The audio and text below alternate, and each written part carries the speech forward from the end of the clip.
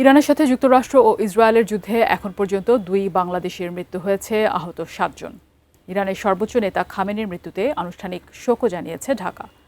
আজ নিজ মন্ত্রণালয়ে ইরান ইস্যুতে আন্তঃমন্ত্রণালয় বৈঠকের পর পররাষ্ট্রমন্ত্রী ডক্টর খলিলুর রহমান জানান, এ যুদ্ধে বাংলাদেশের কূটনৈতিক অবস্থান প্রবাসীদের স্বার্থ বিবেচনা করেই নেওয়া হয়েছে।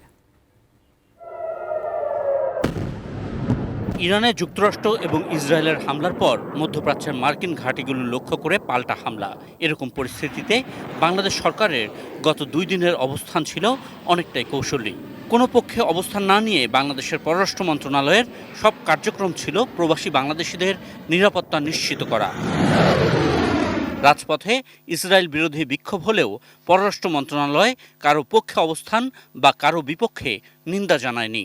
সোমবার পররাষ্ট্র মন্ত্রণালয়ে পরিস্থিতি নিয়ে জরুরি আন্তঃমন্ত্রণালয় বৈঠক হয়, যেখানে পররাষ্ট্রের পাশাপাশি প্রবাসী কল্যাণ, শ্রম, বেসামরিক বিমান চলাচল মন্ত্রণালয়ের মন্ত্রী প্রতিমন্ত্রীরা উপস্থিত ছিলেন।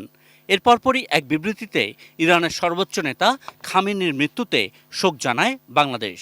আরেকটি বিবৃতিতে জানানো হয়, এখন পর্যন্ত সংযুক্ত আরব আমিরাত ও বাহরাইনে 2 জন বাংলাদেশের মৃত্যুর খবর জেনেছে পররাষ্ট্র মন্ত্রণালয়। নোভা এলইডি টিভি, ঝকঝকে ছবি, নিখুঁত শব্দ, 5 বছরের ওয়ারেন্টি। নোভা মানে সঠিক মান, নিশ্চিত সেবা। যাদের ভিসা এক্সপায়ার করে যাচ্ছে, যারা ভ্রমণ করতে হবে, তারা যেন সেই সুবিধাগুলো পায়, তারা যাত্রীরা যেন দুর্ভোগের মধ্যে না পড়ে, সেই কারণেই আজকের এই মিটিং। ভিসা সংক্রান্ত বিষয়ে আমাদের একটা সেল গঠন করা হয়েছে। তথ্য ইনফরমেশন পাওয়ার পরপর যাদের ভিসার মেয়াদ শেষ হয়ে যাচ্ছে বা 1 দিন বা 2 দিন ছিল আছে, পরবর্তীতে তাদের প্রয়োজনীয় ব্যবস্থা নেওয়া যায়। আমাদের যারা আছে এফেক্টেড দেশগুলোতে, that the government is supportive of their welfare and it will do anything to protect their security, welfare and well-being. পররাষ্ট্রমন্ত্রী জানান, সোমবার কুয়েত, কাতার ও বাহরাইনের পররাষ্ট্র দপ্তরের শীর্ষ কর্তাদের সঙ্গে তিনি টেলিফোনে আলাপ করেছেন। প্রবাসীদের নিরাপত্তায় সব চেষ্টা করছে সরকার। কাতারের পররাষ্ট্র প্রতিমন্ত্রী, কুয়েতের পররাষ্ট্রমন্ত্রী এবং বাহরাইনের পররাষ্ট্রমন্ত্রী ফোন করেছিলেন। তারা সকলে আমাদের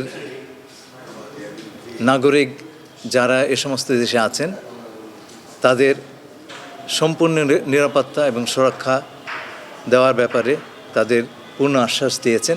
বাংলাদেশের অবস্থান হচ্ছে খুব সোজা, আমাদের নাগরিক যারা ওই অঞ্চলে আছেন তাদের স্বার্থ রক্ষা 1 নম্বর কথা। আর আমরা মনে করি না যুদ্ধ বা সংঘাত কোনো সমাধান।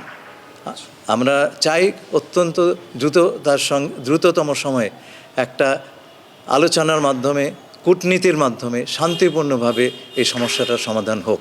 Ashikur Rahman Apu, ATN news, Dhaka.